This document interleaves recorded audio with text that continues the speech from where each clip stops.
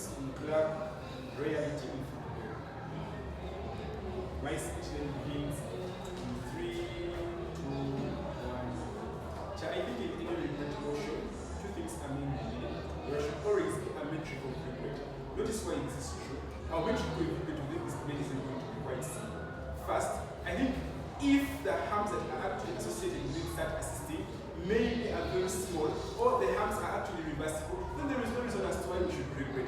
But then the second chair, I think when the goods that we get within this kind of within club reality are out to the harms that they actually suggest within their side of the house, we think then there is no reason as to why we should regret. I'm going to show you why then that maybe is very important within this side of the house. But then because that chair, I think this guy gives us a broad characterization, not only focus on one thing within their side of the house, we may be characterizing what club reality looks like. I'm going to characterize it in 3 ways. The first way is on the idea of finance.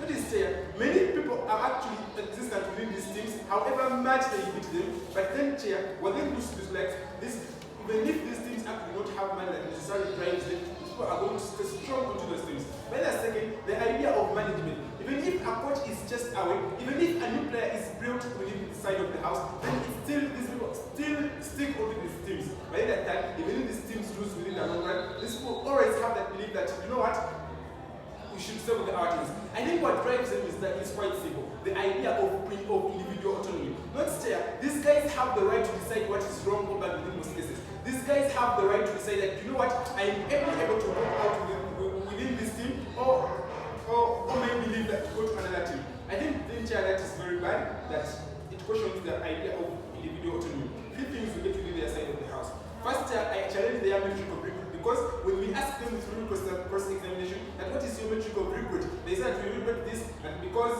of the losses at ICA, which is something that is a wrong idea. We are going to prove to you why we do not regret, because of the goods that we get within such a model. But then before that, I think they talk about 3 main things. The first, they talk about the losses of money that ICA within such a model. Within these people enter these teams because they have what guides them. They have the choices within their hands. They can decide to leave these teams or they can decide to stay within these teams. If at all they decide to move out these teams because of the losses that they got, then it is their choice. But in the second the idea that they should go and support other teams, I think this also challenges the autonomy of the people. Now I want to ask them a question, that if at all they go and travel to within other teams, and this going to reject, and these teams also fail, and then going to be continued, they're going to be left in a cycle of maybe moving to different teams so that they can get maybe the profits that they want. We're going to present 3 arguments. The first is on the idea of solidarity that exists within such a model. What is there? These teams have a lot of unity within them. What this brings about that these teams are going to be able to learn how to cope up with the